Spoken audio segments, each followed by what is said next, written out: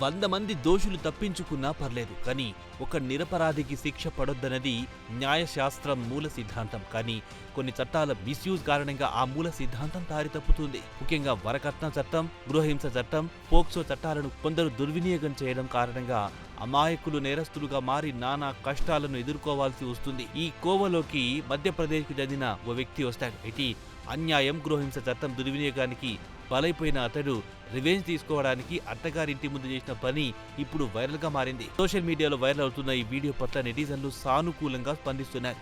ఇంతకీ అతడు చేసిన పనేంటి, అతడికి జరిగిన అన్యాయం ఏంటి తెలుసుకోవాలనుకుంటే లెట్స్ వాచ్ ది స్టోరీ.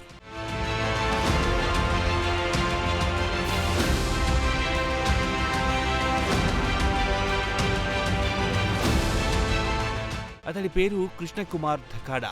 మధ్యప్రదేశ్లోని నీమూచ్ జిల్లాలోని అథానా గ్రామానికి చెందిన కృష్ణకుమార్ గతంలో యూపీఎస్సీ పరీక్షలకు అటెండ్ అయ్యాడు. ప్రిలిమ్స్ కూడా క్లియర్ చేశాడు. 2018లో అతడికి వివాహం జరిగింది.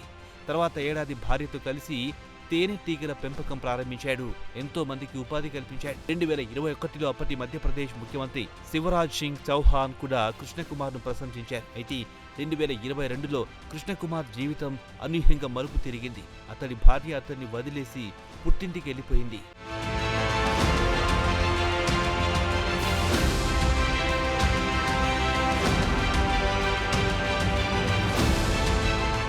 కృష్ణకుమార్ భార్య అతడితో గొడవపడి విడిపోవడమే కాకుండా అతడిపై తప్పుడు కేసులు పెట్టింది. వరకట్న వేధింపుల కేసు, గృహహింస కేసు పెట్టింది. దీంతో కృష్ణకుమార్ కు కష్టాలు మొదలయ్యాయి. అప్పటి నుంచి కృష్ణకుమార్ కోర్టుల చుట్టూ తిరుగుతూ తీవ్ర మానసిక సంఘర్షణకు లోనయ్యాడు. చివరికి తన భార్య లాంటి వాళ్లకు బుద్ధి చెప్పాలనుకున్నాడు. చాలా మంది మహిళలు గృహహింస చట్టాన్ని ఎలా దుర్వినియోగం చేస్తున్నారో ప్రపంచానికి చెప్పాలనుకున్నాడు.